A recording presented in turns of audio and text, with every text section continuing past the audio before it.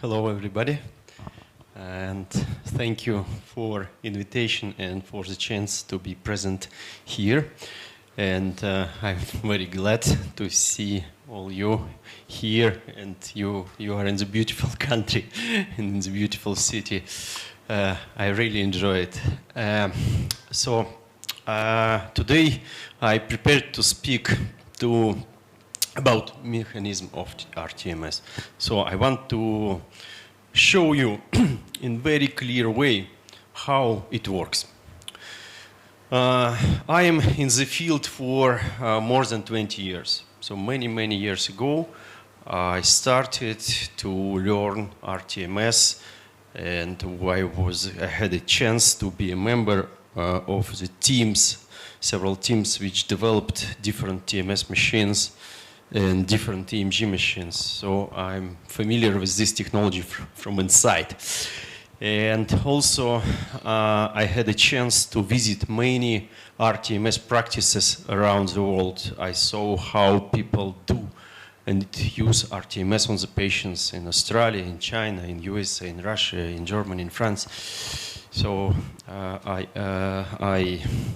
get the courage to speak about all these things because I saw myself many things, and I had a chance to be a lecturer or several international congresses about rTMS, and mainly I speak about basics and history of rTMS. But today we will speak about basics.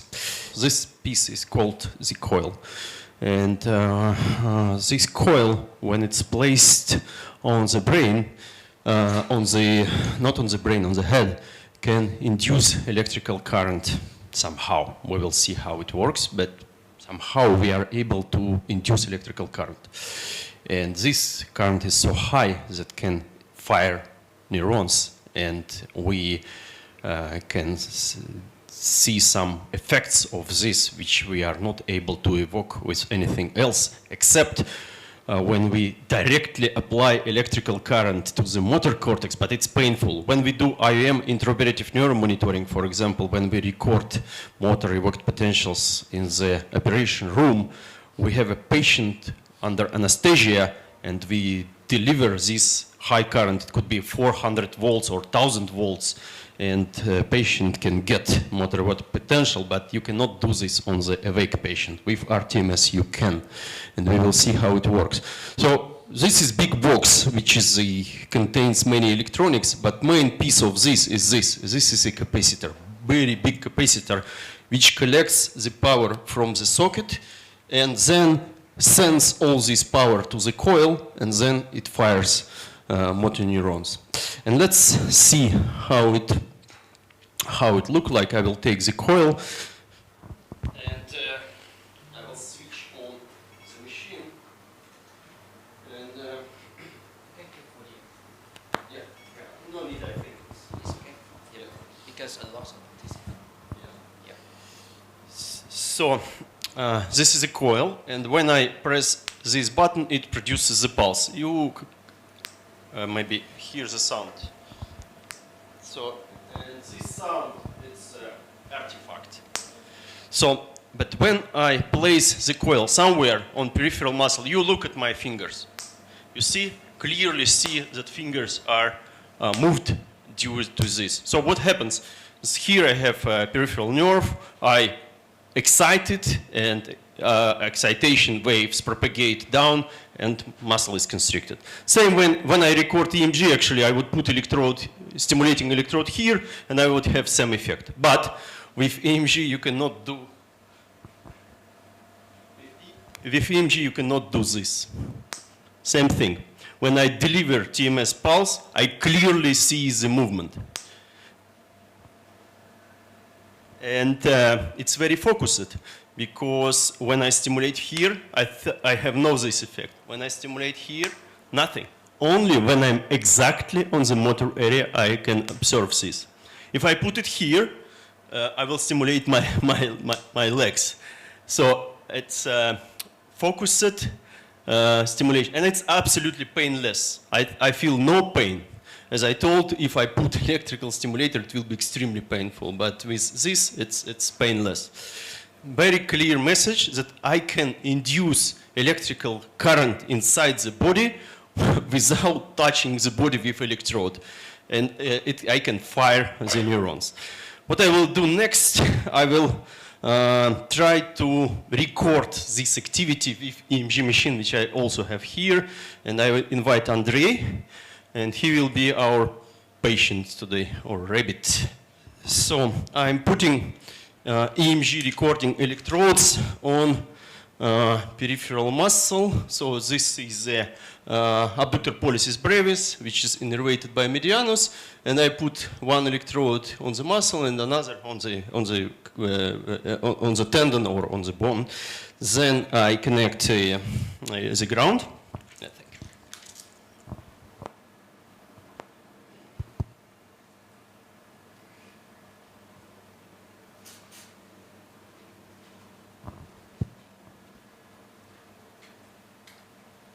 And I connect recording electrodes from the machine to the electrodes. Yeah. That's okay. So what I have here TMS machine, and I have here EMG machine. This small thing is EMG, and it can record the signal from these electrodes, and they can speak to each other. So this EMG machine knows when TMS delivers a pulse and records EMG at this second. So if I press this, I will see EMG activity, baseline EMG activity, and if you constrict the muscle, please, you will see EMG, classical EMG, so relax.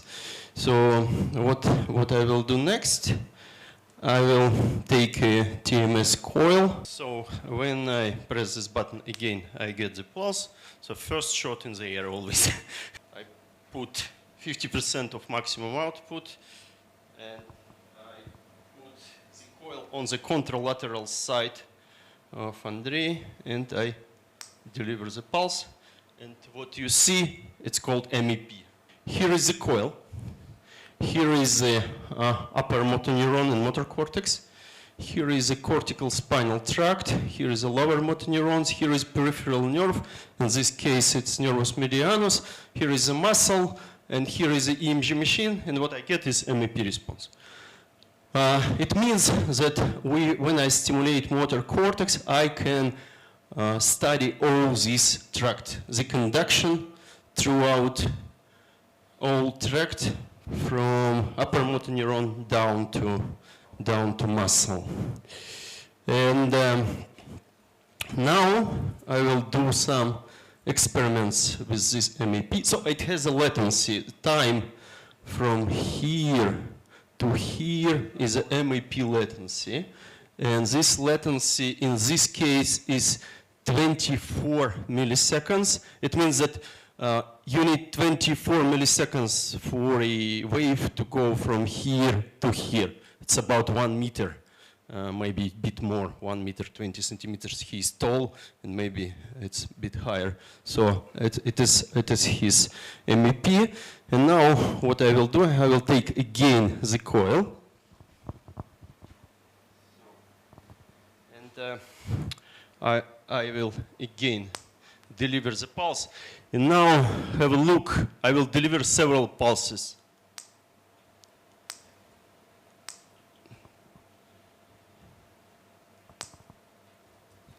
You see, response is very variable. The shape is always different.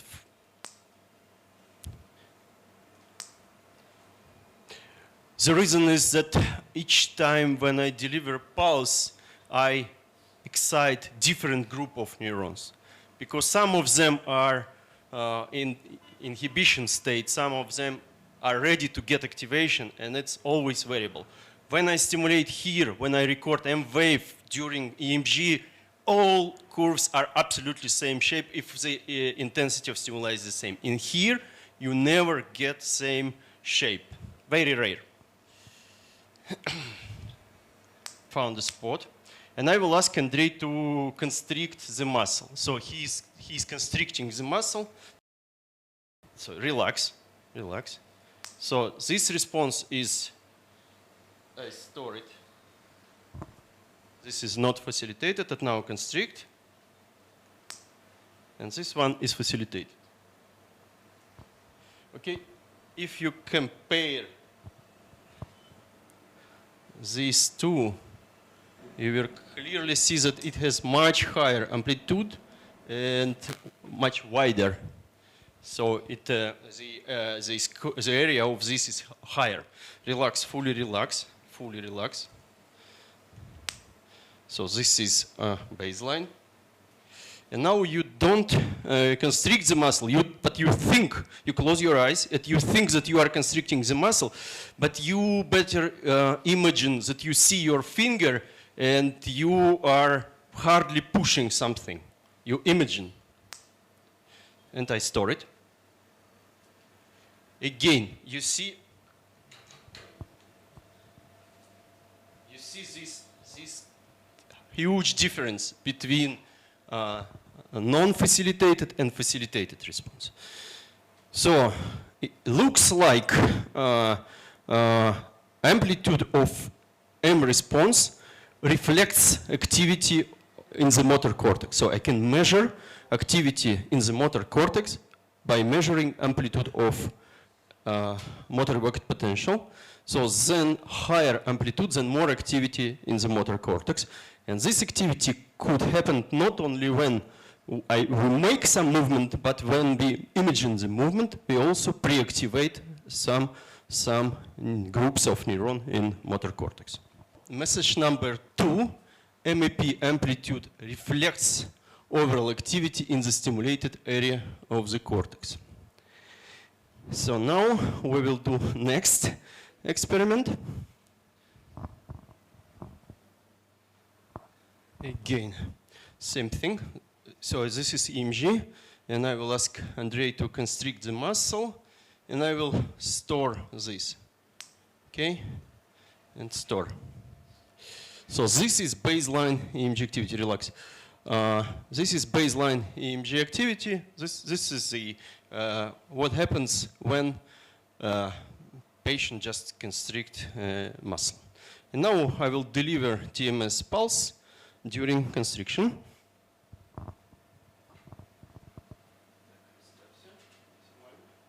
So fully relax. And now constrict. And I deliver pulse. Okay.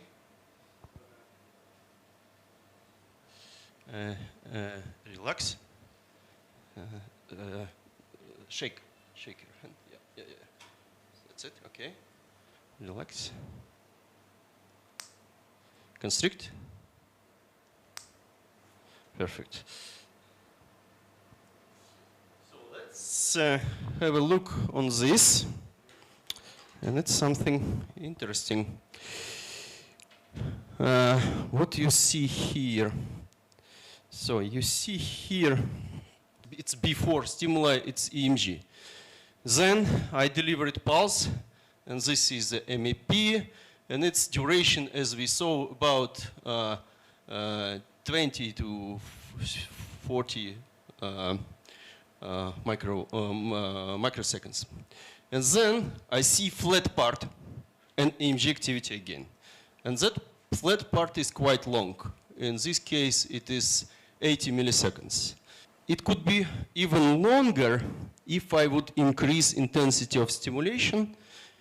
It will be longer. I will not do this on the Andrei. You see, this is 70%, this is 75%, this is 80%. It's getting longer and longer. What is that? We call it cortical silent period. And the reason is that I deliver TMS pulse to the motor cortex. It gets external activation. It's not from inside the body. Someone else told to neurons to be fired. The brain sees this external overactivity, and brain decides that is something wrong, and brain starts inhibition. Brain puts the brakes. Brain wants to protect himself and starts inhibitory process. And if the brain is healthy, if inhibitory processes are working well, then brain pushes the brake and stops activity. he was thinking he is constricting the muscle. But in reality, I switched off his muscle. And it was silent. Muscle was not giving any activity during this time. So it was inhibition. Each time when you deliver TMS pulse, you have two processes, not one, but two processes. Excitation and then inhibition. Every single pulse brings you these two processes. Let's say you are a neurologist who never saw any TMS machine in your life, and I show you this. It is activation, because you see only activation part. But in reality, it is activation and then inhibition. These two things always follow each other in rTMS. Message number 3, TMS always evokes both excitatory and inhibitory processes in the brain. It's very important.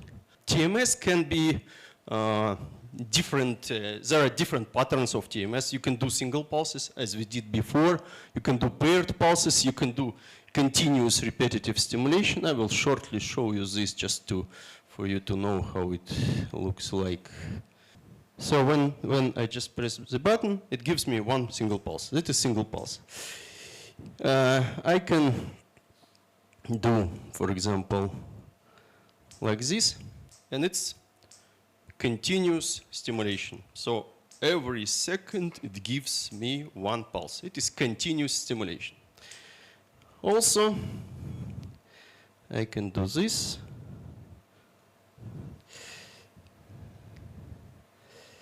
And it will be stimulation by trains. It is 10 pulses per second, but 4 seconds of stimulation, then 4 seconds of pause. 4 seconds of stimulation, 4 seconds of pause. This is stimulation by trains. And finally, I can make a very complicated protocol of stimulation, and it will be like this. When each pulse is replaced by 3 pulses, and you will hear this. These 3 pulses will be very frequent, 50 pulses per second. It will be 3 pulses each time when you deliver. So that is main patterns of TMS. Single pulse, continuous, trains, and bursts. If you would do this continuous stimulation on the brain, you will apply these inhibitory or excitatory influences on the brain continuously. For example, if you deliver 1,000 pulses, you will 1,000 times activate and deactivate the brain. So you can change activity in the brain, and you can evoke this LTP, this long-term potentiation on long-term inhibition. And it stays for a while after the stimulation. How can we know this? We can do a simple experiment. You can measure MEP, and it will be your baseline amplitude of MEP. Then you deliver 2,000 pulses, then you measure again. And in this case, we measured after 1,000 pulses of rTMS, we measured every minute MEP. And you see it's always higher than before. So we activated the brain with rTMS, and it stays active after rTMS. In this case, for 16 minutes after rTMS, the brain stayed active. And if you type in the PubMed rTMS motor cortex HF, rTMS motor cortex LF, you will see thousands of papers showing that rTMS either can activate brain or deactivate. This one very old, from 2004, 1,008 stimuli of 5 pulses per second induced increase in MEP in 80 health volunteers. So in this case, 5 pulses per second activated the brain. In this case, 1 pulse per second suppressed activity, amplitude of MEP in healthy volunteers. So sometimes this repetitive stimulation can activate the brain, sometimes deactivate. In first case, it was 5 pulses per second. In second case, it's 1 pulses per second. Why is that? Sometimes we see brain keeps being active after rTMS. Sometimes we see it's being deactivated after rTMS. Why is that? let's try to speculate. Nobody knows the real answer on that. If I would stimulate 1 pulse per second, it's a real scale. It is not a picture, it's a real scale. So you will have every 1 second, you will have MEP, and it's that long. But after MEP, you will have silent period, and it's that long. It's much longer. And if you stimulate 1 pulse per second, during this procedure, the brain much longer stays in inhibitory state than in active state. But if you would do frequent stimulation, each MEP will overlap this period of silence. So the brain wants to push the brakes and start inhibitory processes, but you deliver next pulse. And when you stimulate higher than 5 pulses per second, you will keep the brain in active state during entire rTMS session. This is why, probably, we don't know. This is probably the reason why sometimes, most of the time, most of the patient, when we stimulate them with high frequency, we activate activity. When we stimulate with low frequency, we inhibit activity. This is message number 4, low frequency rTMS in general, not always. And that is the trick. But in general, it has inhibitory effect. High frequency, in general, has excitatory effect. Tony Barker, who was the first who performed rTMS on the human in 1895, so like 40 years ago or 50 years ago. So he was, 40 years ago, he was the one who first time published the article. He was an engineer and he worked in the neurophysiology lab in Britain, in England, and they first time created rTMS machine, created TMS machine, not rTMS at that time. And they published first article about evoking of motor movement of human when the brain was stimulated. That was in 85. 6 years later, Neurosoft company was created, and 10 years later, we developed our first rTMS machine. And that was era of when people started to think, how can we apply? It's very promising when you can activate the brain. How can we apply this? They started to create new techniques like a central conduction time or triple stimulation test, etc. But also they started to think, can we stimulate repetitively and can we apply this to the patients? And at other side of Atlantic Oceans in Boston, Alvaro Pascal Leone was the one who started first experiments with the patients. And his first experiments was with Parkinson's patient. And they tried to stimulate Parkinson's patient with rTMS. And they saw sometimes very interesting effects when Parkinson's symptoms decreased. Also, psychiatrists later in early 2001, 2002 started to see that patients with depression, with severe depression, can be treated with rTMS. What they saw on PET images decreased activity in prefrontal cortex. And they thought, why don't we try to excite activity in prefrontal cortex with rTMS? They did it. And in 2008, FDA, Food and Drug Administration in USA, approved rTMS for depression after this big multi-center randomized controlled trial, 300 patients in different centers. They get classical, today we say classical, rTMS treatment protocol in one session, which takes 37 minutes. So it is very typical. When you put your patient in the chair, normally you will keep him from 10 to 40 minutes in the chair, and you will deliver this sequence. Then they repeated this 30 times, so 30 days in a row. Every day, patient gets this session, depression. And they saw this effect in most of the patient, in some significant number of patients.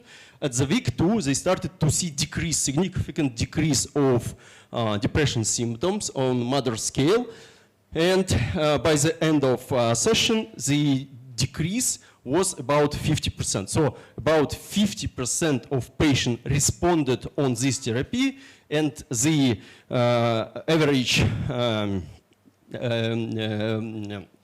reaction was about 50% decrease of depression symptoms. And after this, TMS was cleared for depression in USA, and people started to use rTMS for depression. Today, there are many countries which use this technique for depression. It's very well-established technique.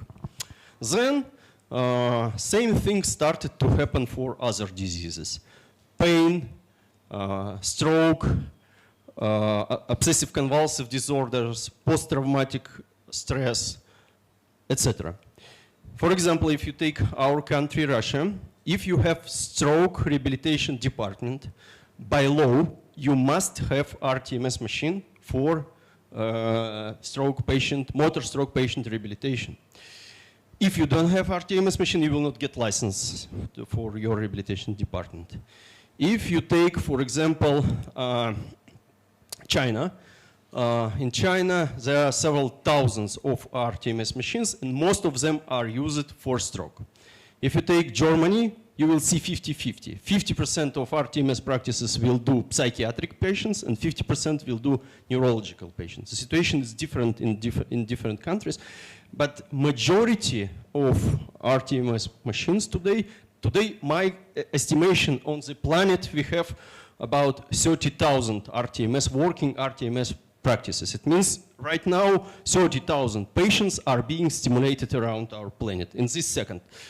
So this is the average.